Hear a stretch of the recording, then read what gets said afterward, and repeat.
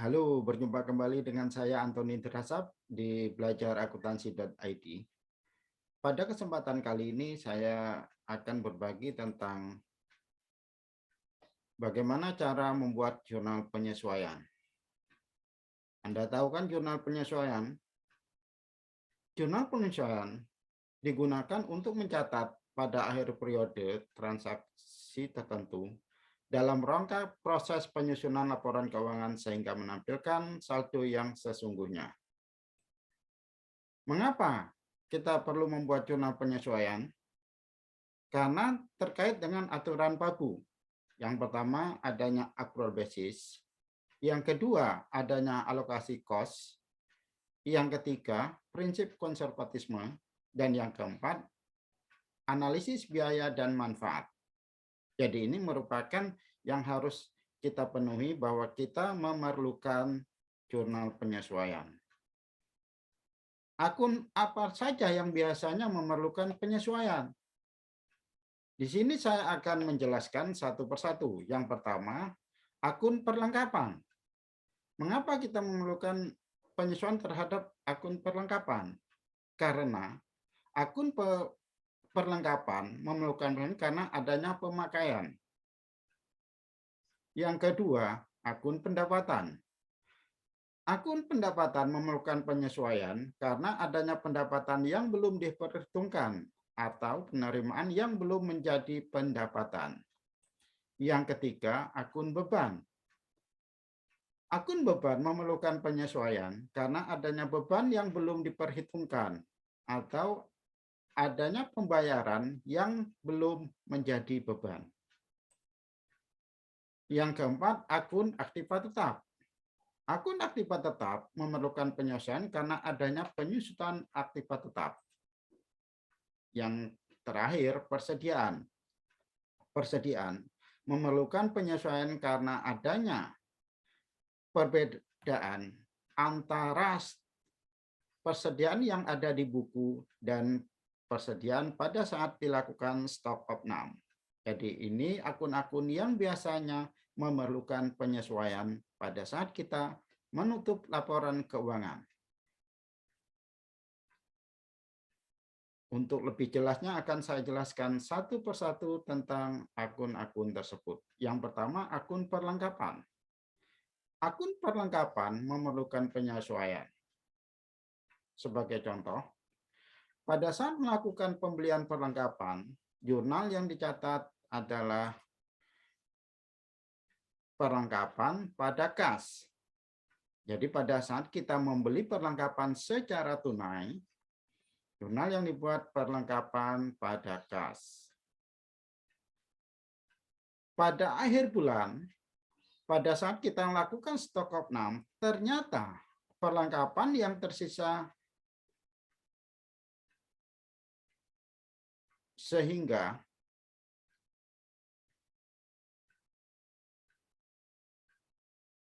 barang ataupun perlengkapan yang digunakan kita catat sebagai beban perlengkapan. Untuk contoh ini, pada tanggal 31 Desember 2019 dilakukan stock of name.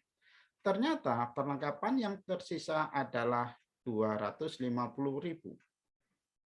Jadi yang habis digunakan adalah perlengkapan pada saat di 800.000, tersisa 250.000. Ya, jadi yang habis digunakan sebesar 550.000. Ya, untuk ini kita harus melakukan penjurnalan untuk penyesuaiannya.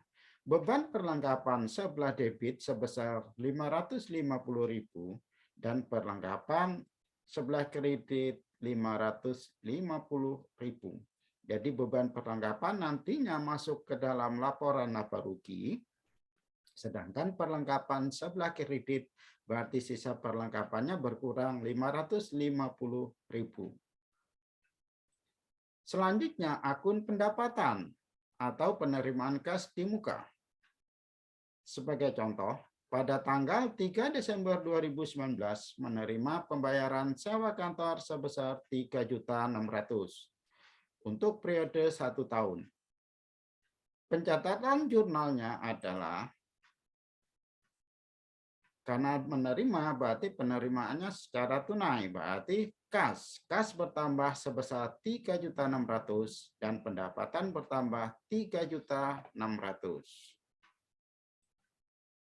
Sekarang kita lihat untuk periodenya 1 tahun, mulai 3 Desember 2019 sampai dengan 30 November 2020. Jadi, yang betul-betul sebagai pendapatannya adalah untuk periode Desember saja, karena laporan keuangan dibuat setiap bulan. Jadi, pendapatan sewanya hanya 1 bulan, 1/12 dikalikan 3.600.000 sama dengan 300.000. Sedangkan pendapatan sewa untuk tahun 2020 merupakan sewa diterima di muka yang totalnya 11/12 kali 3.600.000 sama dengan 3.300.000. Untuk transaksi ini kita harus membuat penyesuaian. Jurnal penyesuaiannya adalah pendapatan sebelah debit sebesar 3.300.000. Ya, tadi pendapatannya sebelah kredit, ini sebelah debit berarti pendapatannya berkurang. Selanjutnya pendapatan diterima di muka sebesar 3.300.000. Jadi pendapatannya berkurang 3.300.000, selebihnya merupakan pendapatan diterima di muka. Selanjutnya akun pendapatan untuk penerimaan di akhir. Kalau tadi kan penerimaan di awal, sekarang penerimaan di akhir. Sebagai contoh, pada tanggal 31 Desember 2019, perusahaan masih memiliki deposito di bank. Jatuh temponya adalah tanggal 1 Januari 2020. Dan bunga yang akan diterima untuk deposito tersebut adalah 500.000. Atas bunga deposito ini, kita harus membuat jurnal penyesuaian. Jurnalnya bagaimana? Jurnalnya, karena uang tersebut belum kita terima, maka kita catat sebagai piutang. Sedangkan bunganya ini kita catat sebagai pendapatan bunga. Jadi jurnal yang harus kita buat piutang pada pendapatan bunga. Selanjutnya, yang keempat, akun beban. Akun beban ini untuk yang awal beban dibayar di muka. Sebagai contoh, pada tanggal 3 Desember 2019 membayar sewa kantor sebesar 3.600.000 untuk periode 1 tahun. Pada saat kita membayar, kita harus melakukan pencatatan di jurnal. Jurnalnya adalah beban sewa sebesar 3.600.000 dan kas sebesar 3.600.000. Kita lihat periode sewa tersebut untuk periode Desember sampai dengan November 2020. Jadi yang merupakan beban sewanya hanya 1 bulan. Selebihnya merupakan sewa dibayar di muka. Jadi yang merupakan beban sewanya hanya 1 bulan sebesar 1/12 dikalikan 3.600.000 sebesar 300.000. Dengan beban sewa yang merupakan sewa dibayar di muka 11/12 dikalikan 3.600.000 sebesar 3.300.000. Kita juga harus membuatkan jurnal. Jurnalnya bagaimana? Jurnalnya sewa dibayar di muka sebesar 3.300.000, beban sewanya berkurang sebelah kredit 3.300.000. Yang tadi jurnal awalnya beban sewa 3.600.000 dikurangi dengan 3.300.000, jadi beban sewanya hanya 300 saja. Selanjutnya, akun beban untuk pembayaran beban di akhir. Sebagai contoh, pada tanggal 31 Desember 2019, perusahaan baru selesai menghitung gaji dan lembur karyawan sebesar 5.400.000.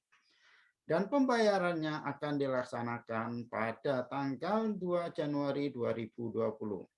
Atas transaksi ini, jurnal yang dibuat adalah beban gaji sebesar 5.400.000 dan hutang gaji sebesar 5.400.000. Jadi beban gajinya sudah muncul, dibayarkan di bulan depan. Jadi harus dicatat sebagai beban. Selanjutnya, untuk akun penyusutan aktiva tetap. Semisal, umur ekonomis ataupun masa manfaat aset tetap selama 4 tahun atau 48 bulan. Dari data yang ada, metode penyusutan dengan menggunakan garis lurus dan tidak memiliki nilai residu. Untuk menghitung penyusutan setiap bulannya sama dengan jumlah nilai inventaris yang untuk contoh ini 112.800.000 dibagi dengan umur ekonomis. Umur ekonomisnya 48 bulan atau 4 tahun. Karena laporan keuangan kita buat setiap bulan, maka kita perhitungkan setiap bulan. Penyusutan setiap bulannya sama dengan 2.350.000 per bulan. Jadi jurnal penyesuaiannya adalah biaya penyusutan pada akumulasi penyusutan yang totalnya sebesar 2.350.000. Selanjutnya akun persediaan. Untuk akun persediaan memerlukan penyesuaian karena terjadinya perbedaan nilai antara stok yang dibuku dengan stok pada saat stok abnormal. Perbedaan ini bisa lebih kecil, bisa juga lebih besar. Sebagai contoh, stok yang ada di buku pada tanggal 31 Desember 2019 adalah 400.000. Dan ternyata pada saat dilakukan stok opnam, stoknya adalah 410.000. Jadi ada selisih sebesar 10.000. Kebetulan di sini stoknya menjadi lebih besar.